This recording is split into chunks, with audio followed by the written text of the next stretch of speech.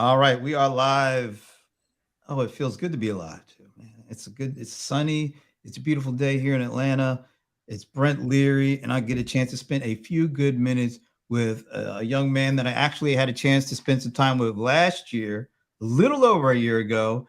He was kind of new to his TikTok channel, but he had already, I think, if I'm not mistaken, 2 months in, he already had around 60,000 followers. Now we're a little over a year later in this conversation, and he's gone from 60 to 360,000. He is Jeb the Boxsmith. He is, I call you a TikTok personality, and you've got a rabid following. And thank you for making time to catch up. Of course. Thank you for having me. All right, man. A year, it's a little over a year since we talked, and some of the raw stats. You have grown your channel. I see you're now active on other channels like YouTube. Uh, but That's it was correct. funny as I was kind of getting ready for this conversation. I took a look back, and what was funny was so we talked July 21st. So we're a year and change over that. Um, Google actually cut this our conversation into key moments, which I thought was pretty fascinating because I don't think I've ever seen that on any of my videos before. But they cut that conversation in these key moments. What is a boxsmith?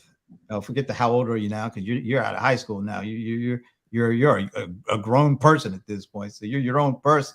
But it was funny, and it was I was like, okay, this is kind of interesting. They put it in the 10 moments. The second to last moment, what your big plans are for the future. Now, I'm not going to jump all the way to that again, but I thought it was really fascinating that they cut it up like that. But one of the things that stood out to me in our first conversation, because you were still kind of new, relatively new to TikTok, and I asked you about your process. And you said a lot of my process is throwing stuff at a wall and seeing what sticks. The content that it makes today is, in my eyes, very successful rough draft. I intend to keep it at this and perfecting it until I get better and better at it. All right, that was over a year ago. So how does this statement stand up? How has your process changed? We'll get into some of the numbers, but I'm really interested in just how are you approaching it differently? You're out of school, you're spending more, you have opportunities for more time doing this kind of as a full-time kind of gig. How are things changed since last year to this year with this? Well, as the old adage goes, everything stays but changes. So I've been doing, as I said before, a whole lot of testing things out, seeing what works, seeing what doesn't. In a year's time, I did say that the content I was making at the time was more or less a successful rough draft of the stuff that I really want to do. And today, a year later, we are closer and closer to what I believe is my true end goal for this kind of stuff. I mentioned to you before that it's always been my dream to be able to teach other people how to make cool stuff in addition to showing off the cool stuff that I make. And coming soon this week, we'll be launching, actually later today, my website, which will have, among other things, templates for different armaments that I've made, like helmets, weapons, and things like that, that I've designed so that anyone can make them at home out of cardboard and other materials around their house. One of the things, I went to your TikTok channel and you had a video. Looks like one of your young fans, and you got a lot of fans. I have to tell you, they're not all just young, but this one particular fan, he sent you a little video of the first little thing he made, and he was wanting to get your take, your opinion on it. And what I thought was really cool is you didn't just send a comment back, "Oh, this is good." You actually created a little video, and you told him about the first thing that you made and how you made it and what went into it, and to encourage him to keep doing it and others like him. And I thought, first of all, that was really cool that you took the time to do that and to share your story with him, because you can obviously tell that he is an admirer of yours and he is inspired by what you've done. But to take the time to do that and to put it together like you did, I thought was great. Now, the big payoff, and I don't think you were expecting this, but maybe you're not surprised by this at all. The last I saw, it had 2.4 million views. That's correct. What made you do that? Take the time to do that video. Forget the numbers. Just why did you do that? Because I thought it was really cool. Sure. So the concept always really hit close to home for me because I myself have been making things partially out of cardboard, but just making stuff in general for almost as long as I can remember. So it really it really spoke to me seeing a kid who took the time out of his day to, you know, show me something that he had made, something that's part of the hobby that we all share. It what's I'm looking for? It really because I love kids. It's part of the fun of the job. It's like inspiring people, inspiring kids, and things like that. And seeing this kid do that reminded me of myself being young and just starting out with making things out of cardboard or just making things in general. So I thought it'd be fun to share a fun story about my start out. And funny story about that, when I first posted the video, it actually got taken down by TikTok. Yeah, I know. Why? It they its automatic searching algorithm or whatever flagged it for content that contained children in it because like the first couple of seconds of the video, it's a young boy, and in the context of this video, there's absolutely nothing wrong with that. But TikTok's been really cracking down on its policies for children's safety and all things like that. And so I read the terms of service to try and figure out what possibly I could have done wrong or something like that. And the closest thing that was in the general jurisdiction of that is content that involved children or something like that. They had iffy rules about content that involved directly showing or having children in it. And I thought, well, yeah, there's a kid in this video, but there's clearly nothing wrong here. So I submitted the video for an appeal and it got it. And I submitted the appeal. It's like, oh, well, that sucks. I missed the upload time I was going for. Oh, well. So I submit the appeal. I get a notification from TikTok, one of 900. And I'm like, oh, because the appeal went through. And on top of that, the video just took off like nothing I'd ever seen on my channel before. So It was such a great video, and I read some of the comments. There's a lot of comments. You can't read them all, but you do a pretty good job. You could tell you don't just say, "Oh, thanks" or "appreciate it." You take time to respond accordingly, and I find that really appealing. How much time do you take usually responding to folks who watch your videos? A lot of times it's rather spontaneous. I am experimenting with more scheduled times to do things like that, but on average, it's about an hour and a half every time I do it. Wow. That's pretty fast. So, not every video gets 1 million views. I see a lot of them get like 15,000, 20,000, which is still a lot of views. And so you make sure when people respond that you take the time to engage. Yeah. I tried to not forget how it felt when I first started to get popularity and traction, and it was really special seeing like the 5 or so people who, took the time out of their day. Just, if they took the time to comment and respond on my stuff when I was, so small and stuff like that, I just, felt like, just good karma and stuff. Just take that kind of time and energy on my day and like give back a little bit. There are a lot of smaller creators that there are a lot of smaller Boxsmiths and kids who follow me who make content, and they often tag me in their videos and things like that. So I make a point to read those, and at the bare minimum at least like or comment them. Some of them I just get a light bulb of inspiration. I make a video about it, but just something to give back to the community that I've created that's just been so kind to me. Just circulate that kindness is what I'm trying to do. It's also you made a video of your first kind of appearance as a Jeb the Boxsmith TikTok personality at ComicCon. Talk about the experience of going to an event like that and you actually having fans there, people that were waiting to see you and to take pictures with you. It was Dragon Con. ComicCon one of these days, maybe next year. But Dragon Con here in Atlanta, yeah, it was a super fun time. This year, I wasn't partnered with anyone or anything like that with like the actual venue. I was just going there as a just going there as another, face in the crowd. But with my stats, I made an announcement to my fans that I would be in the area on the day that I was, and if they just happen to be in town, they should come and see me. I'd be walking around. I picked out an outfit that's, well, accessories, because my outfit's relatively the same no matter what day it is. I picked out the accessories I thought would gain the most attention, kind of like a peacock mentality. Is like, I want to be able to unmistakably see something in the distance, be like, oh no, that's definitely Jeb. Because you get close enough, you can recognize my uniform. Goggles, blue shirt, black apron, hints of cardboard everywhere. My gauntlet, which isn't with me right now, but you get the idea. But I had the hammer that I told you about in the last video that I think I might have been working on at the time.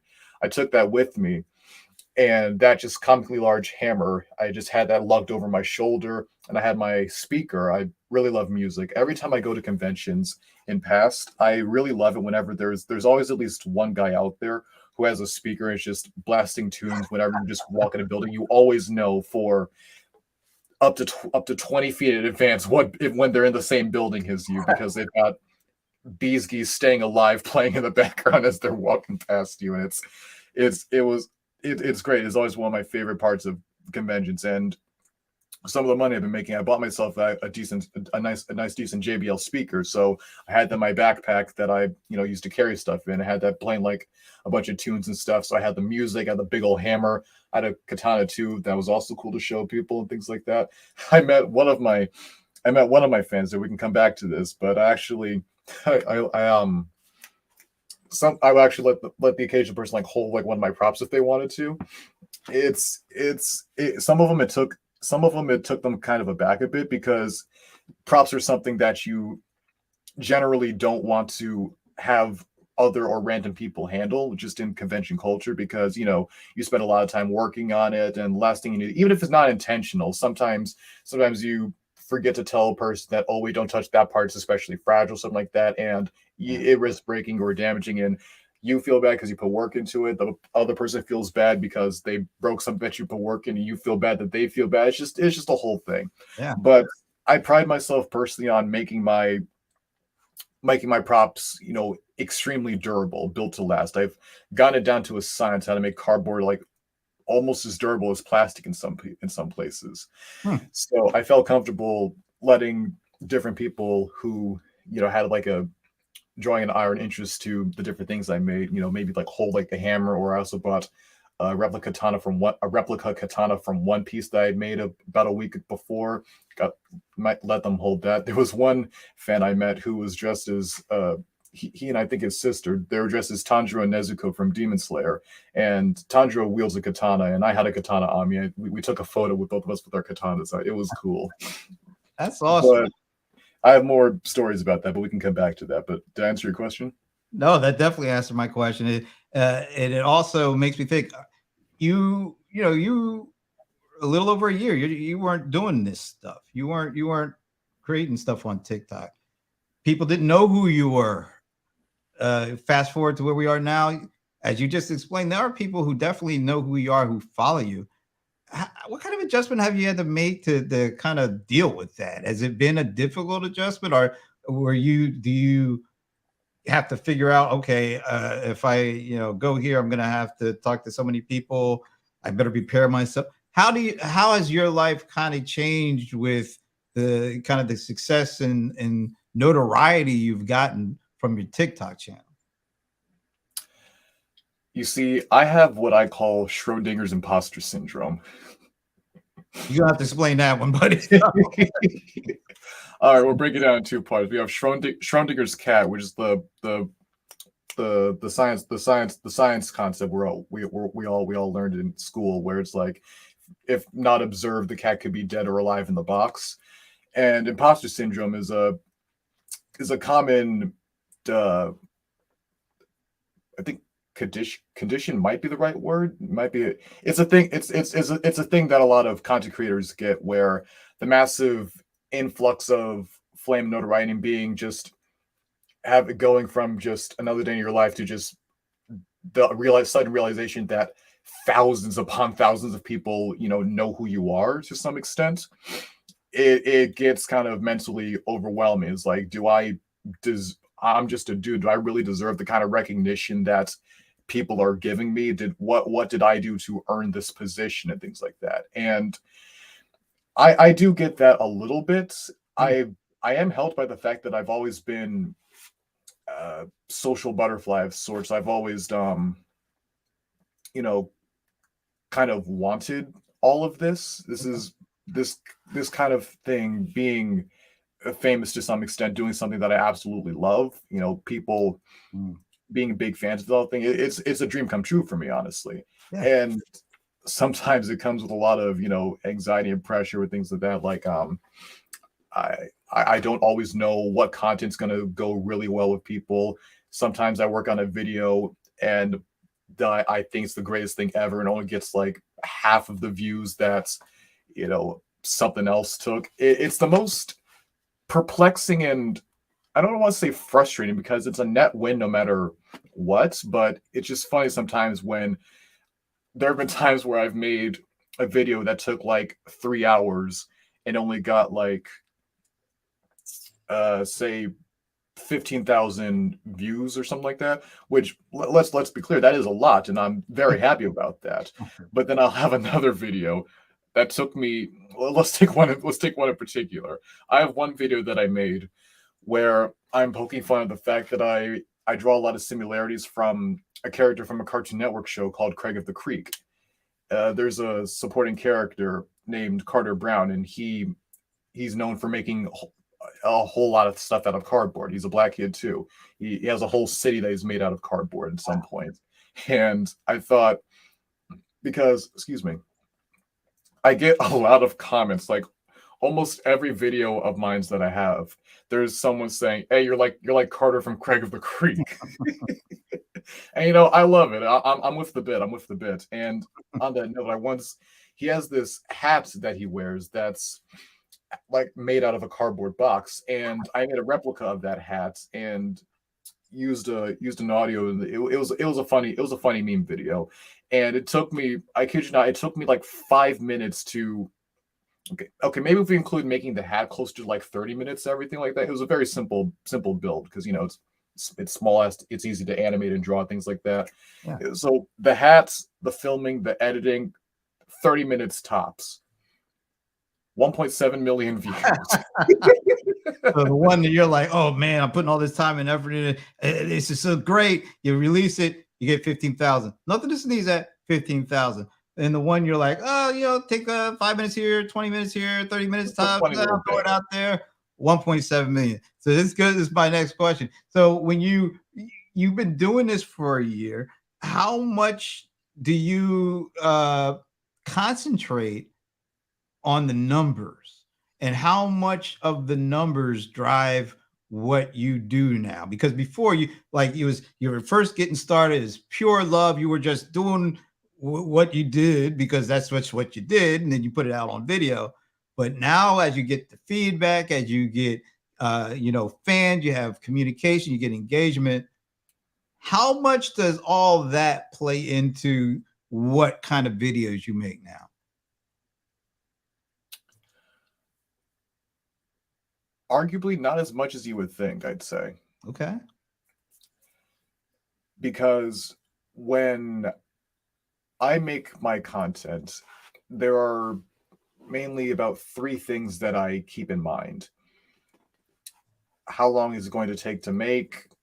Is it popular? Do I genuinely want to make it? And fortunately, I'm A, skilled enough to be able to do it efficiently, and B, am in a lot of different fandoms, so I have a lot of material to draw on. So that a lot of fandoms that a lot of other people are into. So 9 times out of 10, what I'm making, I have enough different things I could possibly make to satisfy all 3 of those criteria. Now, in prioritizing, if I myself don't feel like making it, and if my audience isn't feeling it either, it's not something that, it's something like really niche, to say. So let's say Let's use an example. What's something that's coming out soon? The Game of Thrones. There's a new Game of Thrones series out right now. Right.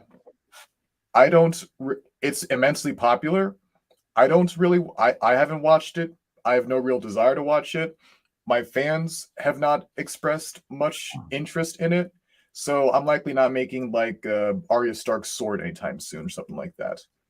I very much could. It doesn't look like too complex of a build, but it means little to me, and it means little to my understanding of my fan base. So that's probably not going to happen, no matter how many people theoretically would like to see something like that.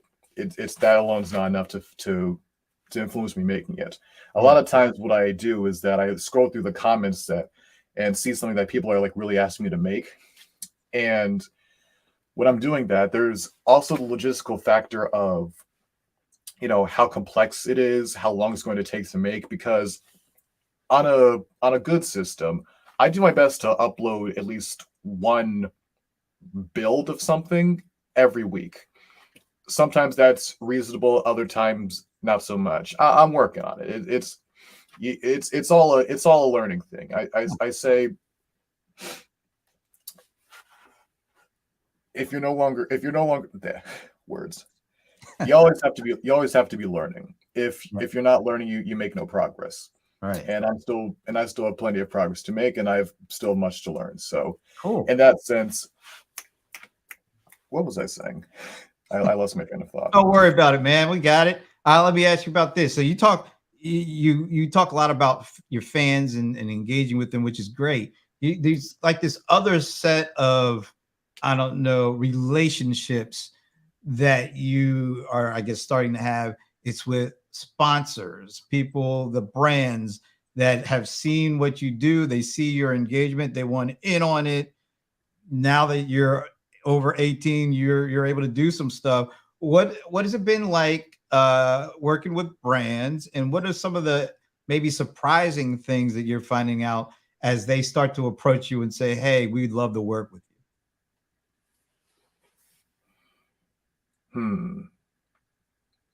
At this point, I've worked with about 3 different brands. The most interesting being, I think, Amazon. So I'm gonna draw from that one. Okay. No matter what brand I'm working with, I like to pride myself on my efficiency and professionalism. The client reaches out to me, I get back with them within a day tops with the information that they're looking for. I don't have a set price. I go by quote. I go by quotes. So they just tell me their scope, I was looking for, the type of content they want, their budget, things like that. I then run the numbers in my calculation. I get back to them. I like to make it as smooth of a process as possible, because that just works better for everyone involved, because I recognize they're on, you know, tight deadlines and turnarounds with marketing and campaigns and all that jazz. And I have my own things, because like the more efficiently the system works, the quicker I'm able to make things, the quicker I'm able to get them the thing that they want, the quicker I'm able to, you know, return to my usual content flow. Because brand things, it's almost like a week of my usual content stripped away in order to prioritize focusing on the thing that the brand wants, which there is some compromise there, because a lot of times what they're asking for aligns with the stuff I'd be making anyways. It just has the twist of they want their name on it. They want me to make it for them or something like that, which I'm absolutely happy to. But, you know, that's something I factor in with like the price and everything like that. That's because from a consumer's side, you know, my audience, my fans, if we're being honest, no one necessarily likes ads. No one's on a YouTube video and hears this video was sponsored by insert mobile game company. It's like, oh yes, I've been waiting my whole life to see this mobile game ad video in addition to the content of this creator. So I try not to take, I was looking for,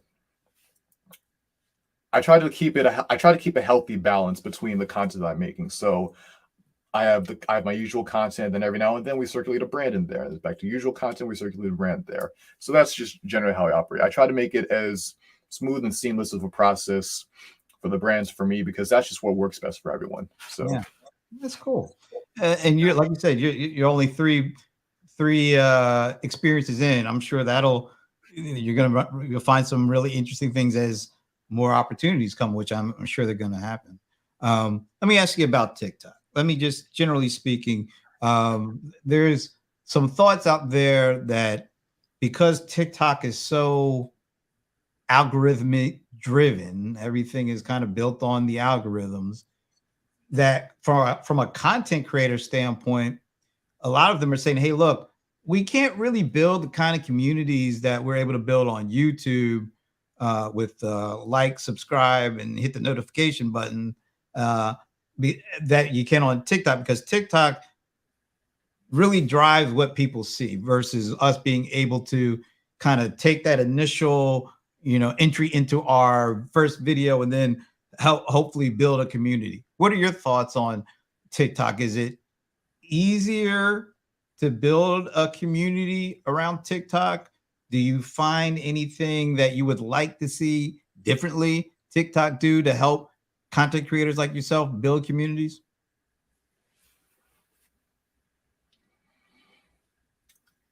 if you ask me, there are pros and cons to all social media platforms that people go on these days. The way that I see it, TikTok, it's really easy to build a community, not nearly as easy to keep and maintain a community. Okay. Platforms like YouTube, significantly more difficult to build a community, but generally speaking, it's a lot more solid of a bond and connection and community, if you ask me. On TikTok, the way that it works is it's kind of like candy. It's Hmm. I see it, I want it, I've consumed it, it's gone, I liked it, next thing. And a lot of times people have their favorite candies, and when you have your favorite candy, you want to eat more of it, but it's like candy versus like an actual meal, like actual food. YouTube is more like actual food. It's more calorie dense, it's more nutritious. There's more of it, but it takes longer to eat. It's not necessarily as quick and sweet. It serves its purpose as something you can eat, but they're two different things. Two different things that we all love and stuff, but they serve different purposes. Being a TikTok personality, I recognize that I have a massive audience in actual numbers, but I do recognize that my community of actual, committed, circulating community people is most likely a fraction of that. Just, it's nothing personal. It's just the nature of how the app things works like that. So that's why I've been making a point this last 6 months or so to branch out just diversify my portfolios, like branch out to all the different platforms that I'm on, within reasons. Each platform I'm on now holds some sort of strategic values. Like YouTube is better for, like I said before, creating a more maintained and sustained community and economy of people. It's also where I'm experimenting with the actual delivery of tutorial videos for people to make stuff and things like that. TikTok is always great as my primary way of getting new people invested in the world of the Boxsmith. I'm on Discord as well, but that's the primary place right now. Excuse me, that's the primary place right now that my fans, congregate and meet together and discuss things related to cardboard, show off all of the cool creations, which is a really popular thing that they do there. It's always nice seeing all the cool stuff that they love. On Twitch, tied to that, every now and then we host a community creation showcase where I show off all the cool different things that they've submitted to the Discord, and we all have a good time in the live stream, everything like that. So yeah, every platform has its strengths and weaknesses, and being well-rounded with your content and the kind of stuff that you're making and producing is only beneficial. Yeah. However, so you got TikTok, YouTube. I heard you say Discord, Twitch. Are those kind of, you're trying to figure what's the optimal mix of each of those to not only create new fans, but also kind of take those fans through their own journey, Boxsmith journey, to becoming loyal fans and people who maybe, bring you more fans and all of that. How when you first got started, were you even thinking about all this kind of stuff, or were Oh, you just absolutely like, hey, not. I just want to be making boxes here, stuff? Absolutely not. This started off as, if I'm being honest, just completely just a happy accident. I've just kind of like slipped off a cliff and been Looney Tunes style, like building a hang glider on my way down. Nice. Man, But I'm enjoying it. It's chaos. It's thrilling, and I love every second of it. yeah. So, what's been the biggest lesson you've learned over this first year plus on TikTok? Don't take it personally. Explain. Mm-hmm. As I briefly mentioned earlier with, the viewer metrics and things like that, is that I try to approach the content I make from two perspectives, as a creator and as an artist, and also a consumer, as a viewer. And I think to myself, as a fan, I don't know any of the creators that I watch or love, or any of the millions of ones I've scrolled past personally or anything like that. I just see, oh, that looks interesting, click it, and maybe I like it, maybe I don't. If I like it, I'm inclined to investigate into it more. If I don't, I just move on to the next one. It's important to not take it personally when folk don't like your content, the stuff that you make. You have to kind of like distance yourself from your work a little bit in that sense. It's like, I've made this thing out of cardboard. I've made this elaborate video for it, and I've released it into the world, and it performs poorly. And I think to myself, well, that sucks, but I have to get over myself in a sense, that I think to a bit more what I'm looking for, robotically, I guess, is like think, okay, so that didn't work. What went wrong? And just run down a list. Was it the upload time? Did that work?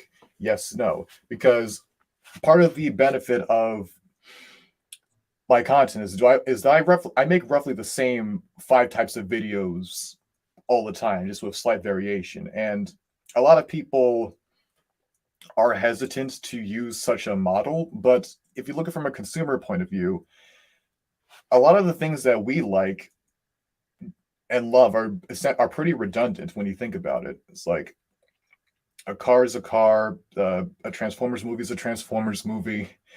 You're oh, it's what's I'm looking for. It's always the drive of an artist to do something that's unique, something that's never seen before. But there's great value in innovation, but there's also great value in honing your skill. Mhm. And in honing your skill, you can also, of course, create innovation, or more accurately, might get stumble upon it on accident. But it's a matter of that consistency is very helpful. That consistency is very helpful in that sense. So back on the point I was saying about what went wrong, what went well, what went right, what went wrong. It's like, so, okay, so I know, because I've made other videos just like that the video itself isn't the problem. So it's probably a logistical issue. Did I upload it at the right time? Did I use the hashtags that went with the right audience or not? And that's a big thing too. And that's a beast I've still yet to properly tame, is hashtags. Hashtags have been my greatest friend and my worst enemy my entire career as the Boxsmith, because some videos I'll use this one this series of like 3 or so hashtags. It does tremendously well. I use those same hashtags for a similar video, does garbagely. I've invented that. I'm coining that word garbage. Oh, yeah, making up words. Now you're Jeb the wordsmith and Jeb the boxsmith, but that's all right, man. That's cool. This has been great, man. Tell folks a little bit more about your website and where they can go to see all the different things you're doing. Of course. So launching later today is my website, jebtheboxsmith.com. It's going to have all sorts of content like,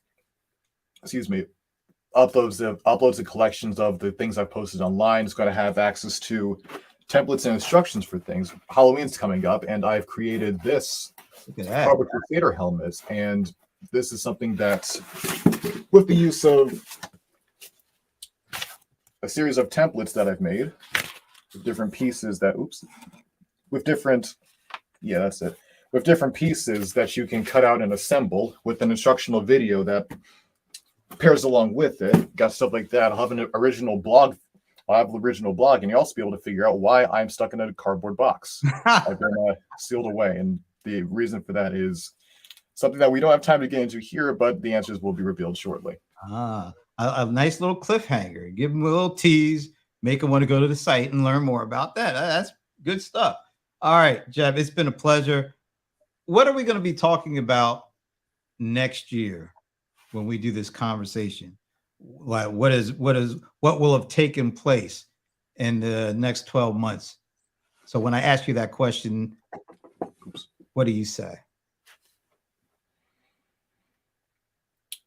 Within the next year,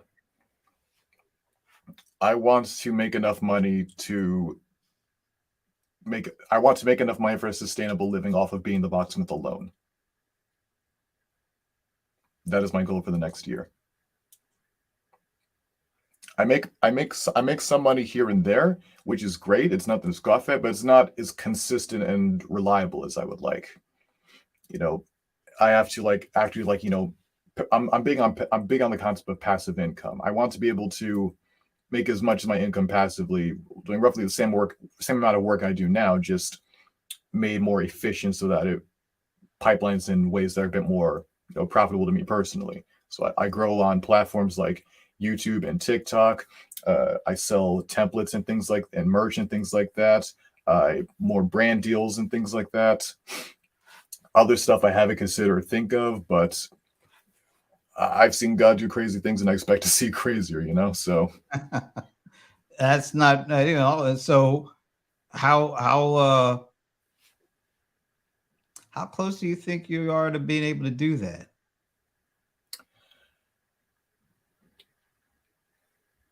It's doable. Okay. That's cool. It's doable. I have full confidence in myself to be able to do it. With everything I'm learning right now, with everything I'm still learning, I have no reason to believe I shouldn't make that goal. And the cool thing is, when you think about it in the big scheme of things, you really just a little over a year. I mean, look at how far you've already come and the lessons you've learned in that first year. And usually, in most things, once you get that first year under your belt, it's the second and third years that you really start to get, gain your footing and are able to go from this to like that. And I don't see any reason why you already, seems to me like you're already starting to make that turn. So that is awesome, man. It has been a real pleasure catching up. Jebtheboxsmith.com. That's the website. That's correct. Awesome. Yeah. Maybe, one of these, maybe I got to learn how to build something out of a box. I'm tired of all this stuff, man. I got so many Amazon boxes. I need to do something with them. So maybe I'll hit you up at some point. Do you do tutorials, one-on-one tutorials, man? Because I might need you to pull on you for that. Not traditionally, but for the right price, anything is possible. Awesome. All right, Jeb, thanks again, and best of luck to you in the future. And keep doing what you're doing, man. This is great. Thank you. All right. I will talk to you guys, what's today? Wednesday? Yeah, tomorrow, because this will be CRM Players. So I will see you then. Thanks for your time. Have a great rest of the day. Thank you. Same to you.